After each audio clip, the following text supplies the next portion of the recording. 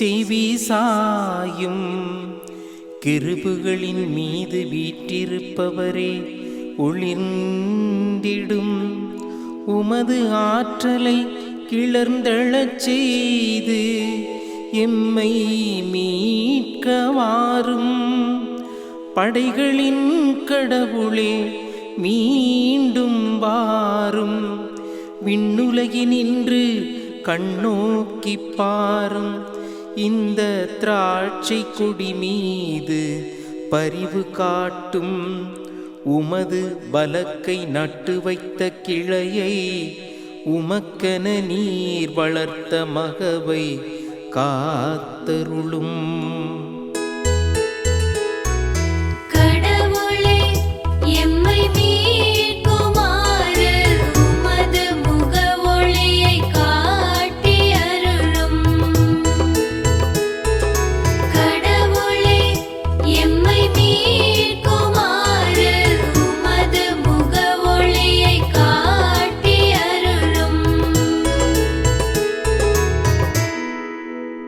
உமது வலப்பக்கம் இருக்கும் மனிதரை உமது கை காப்பதாக.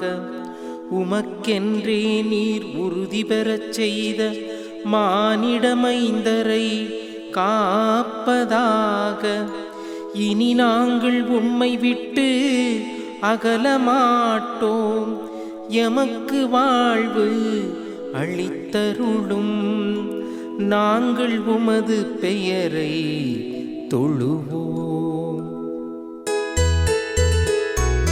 கடவுளே, எம்மை மீட்குமாறு உமது முக ஒளியை காட்டி அருளும். கடவுளே, எம்மை மீட்குமாறு உமது முக ஒளியை காட்டி அருளும். இறையேசுவில் பிரியமான சகோதர சகோதரிகளே, திருப்பாடல் நிகழ்வின் வழியாக உங்களை சந்திப்பதிலே மகிழ்ச்சி அடைகிறேன். இன்றைய தினத்திலே நாம் சிந்திக்க இருக்கக்கூடிய திருப்பாடல் 80. திருப்பாடல் 80 இறை வசனங்கள் 1 மற்றும் 2, மேலுமாக 14 முதல் 15, மேலுமாக 17 முதல் 18. இந்த திருப்பாடலானது ஆசாபு என்ற லேவியர் ஒருவரால் எழுதப்பட்டதாக நமக்கு விவிலியம் சொல்கிறது. இந்த திருப்பாடலுடைய தலைப்பாக நாம் பார்க்கின்ற பொழுது, நாட்டினுடைய புது வாழ்விற்காக புலம்பி இறைவனிடம் வேண்டுவதாக இந்த திருப்பாடல் அமைந்திருக்கிறது.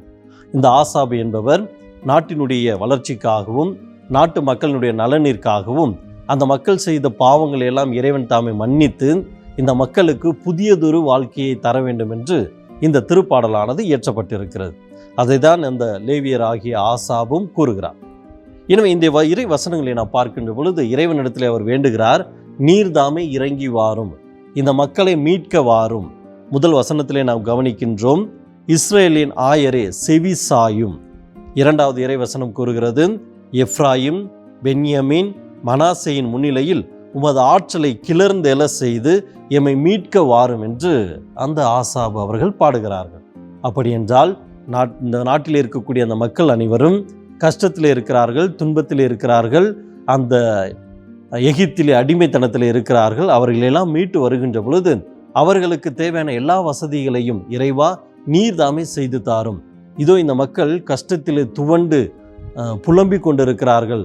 அவர்கள் அனுபவிக்கக்கூடிய அந்த கஷ்டங்கள் துன்பங்கள் எல்லாவற்றையும் நீர் ஒருவரால் மட்டுமே அதை எடுக்க முடியும், நீர் ஒருவரால் மட்டுமே அவர்களுக்கு ஆறுதலை தர முடியும் என்று சொல்லி ஆசாபு அந்த மக்களின் சார்பாக இறைவனிடத்திலே வேண்டுகிறார்.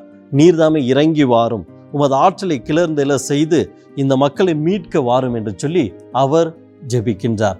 மேலுமாக 4வது இறை வசனத்திலே நாம் பார்க்கின்ற பொழுது அந்த மக்கள் பட்ட அந்த கஷ்டத்தை துன்பத்தை ஆண்டவரிடத்திலே அவர் எடுத்துச் சொல்கிறார். என்னவாக எடுத்துச் சொல்கிறார்? இதோ இந்த இஸ்ரேல் மக்கள் அவர்களது கண்ணீரே அவர்களுக்கு உண்ணும் உணவாக மாறியது, அவர்களது கண்ணீரே அவர்கள் பருகும் நீராக மாறியது, எதிரிகளின் ஏளனத்திற்கு அவர்கள் உள்ளானார்கள் என்று சொல்லி அந்த இஸ்ரேல் மக்களினுடைய நிலைமையை ஆசாபு அவர்கள் இறைவனிடத்தில் எடுத்துச் சொல்கிறார். இதோ அவர்கள் அழுது அவர்களது கண்ணீரானது அவர்களுக்கு உணவாக மாறியிருக்கிறது, அவர்களுக்கு குடிக்கக்கூடிய தண்ணீராக அவர்கள் கண்ணீரானது மாறி இருக்கிறது. எனவே இந்த கஷ்டத்தை எல்லாம் போக்கக்கூடியவர் நீர் ஒருவராக மட்டுமே இருக்கிறீர். எனவே நீர் மட்டுமே இவர்களுக்கு விடுதலையை தர முடியும், இவர்களுக்கு சமாதானத்தை கொடுக்க முடியும், இவர்களுக்கு மகிழ்ச்சியை கொடுக்க முடியும். எனவே நீரே இறங்கி வாரும், நீரே வந்து இவர்களது குரல்களுக்கு செவி சாய்த்து இவர்களுக்கு மீட்பினை தாரும் என்று சொல்லி ஆசாபு அவர்கள் பாடுகிறார்கள். மேலுமாக 14 முதல் 15 வரை இருக்கக்கூடிய அந்த இறை வசனத்திலே நான் பார்க்கின்ற பொழுது ஆசாபு அவர்கள் ஜெபிக்கிறார்கள், மன்றாடுகிறார்கள், பரிவு காட்ட வேண்டுமாய் மன்றாடுகிறார்கள். இந்த இஸ்ரேல் மக்கள் செய்த பாவங்களை எல்லாம் மன்னித்து அவர்கள் மீது பரிவு கொண்டு அவர்களுக்கு மீட்பை தாரும், அவர்களுக்கு ஆசீர்வாதத்தை தாரும் என்று சொல்லி அவர்கள் ஜெபிக்கிறார்கள். இதோ கடவுளோடு கொண்ட அந்த ஒரு உறவை அவர்கள் புதுப்பிக்க வேண்டுமாய், அதற்கு இறைவன் சித்தம் கொள்ள வேண்டுமாய் இறைவனிடத்திலே அவர்கள் ஜெபிக்கிறார்கள். அவர்கள் இப்படியாக ஜெபிக்கிறார்கள், படைகளின் கடவுளே மீண்டுமாக வாரும், படைகளின் கடவுளே மீண்டுமாக வந்து விண்ணுலகினின்று இவர்கள் படும் கஷ்டத்தை கண்ணோக்கி பாரும், கண்ணோக்கி பார்த்து இவர்களுக்கு மீட்பை தாரும், ஆறுதலை தாரும், அமைதியை தாரும், சமாதானத்தை தாரும் என்று சொல்லி அவர்கள் அங்கே ஜெபிப்பதை நாம் பார்க்கின்றோம். இதோ இஸ்ரேல் மக்களை திராட்சை செடிக்கு அவர் தாமே அங்கே ஒப்பிட்டு கூறுகிறார். இந்த திராட்சை செடியானது வளர்ந்து பலன் தரக்கூடிய விதத்திலே, அதனுடைய பலனை மக்கள் எல்லோரும் பெற்று மகிழ்ச்சி கொள்ளக்கூடிய விதத்திலே இந்த மக்களை நீர்தாமே ஆசீர்வதித்தருளும். இவர்கள் மீண்டுமாக தங்களது பழைய நிலைமைக்கு திரும்பி அதிகமான பலனை எல்லா மக்களுக்கும் தந்தரல வேண்டுமாய், அவர்களது வாழ்க்கையின் வழியாக தந்தரல வேண்டுமாய், எல்லோரும் அவர்களை மதிக்க வேண்டுமாய், எல்லோரும் அவர்களை மற்ற மக்களைப் போல ஏற்றுக்கொள்ள வேண்டுமாய், அவர்களை மீண்டுமாக பழைய நிலைமைக்கு திருப்பி கொண்டு வாரும் என்று சொல்லி பரிந்து பேசக்கூடிய ஒரு வார்த்தைகளாக 14, 15 இருப்பதை நாம் பார்க்கிறோம். இதோ இறைவனிடத்தில் அவர் பரிந்து பேசுகின்ற பொழுது அந்த குரலை ஏற்றுக்கொண்டு இறைவனும் அவர்களுக்கு மீட்பை தர சித்தமாக இருக்கிறார். இதோ இஸ்ரேல் மக்கள் அவர்கள் என்ன செய்கிறார்கள்?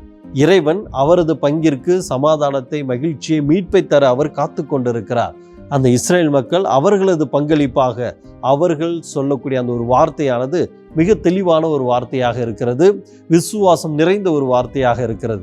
அதை தான் 18வது இறை வசனம் கூறுகிறது, இனி நாங்கள் உம்மை விட்டு அகல மாட்டோம், இனி நாங்கள் உம்மை விட்டு அகல மாட்டோம், எமக்கு வாழ்வு அளித்தருளும், நாங்கள் உமது பெயரை தொழுவோம்.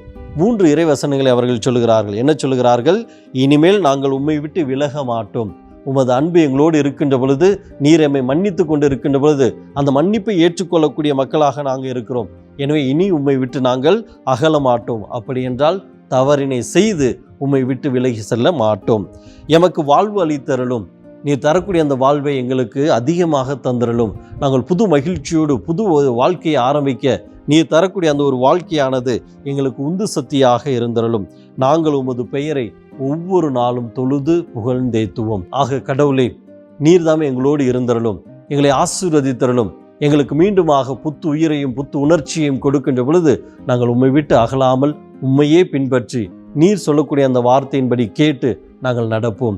இதை நாங்கள் ஒரு வாக்குறுதியாக கொடுக்கிறோம் என்று சொல்லி அந்த இஸ்ரேல் மக்கள் பதில் மொழியாக இறைவனுக்கு சொல்லுகிறார்கள். அன்பிற்குரியவர்களே, இது அருமையான தருணம். இந்த நேரத்திலே நமது ஜெபத்தை இறைவன் பால் ஏறெடுப்போம், ஜெபிப்போமாக. அன்பு தந்தை இறைவா, இதோ இந்த திருப்பாடல் வழியாக நாங்கள் உம்மை நோக்கி ஜெபித்து இருக்கிறோம்.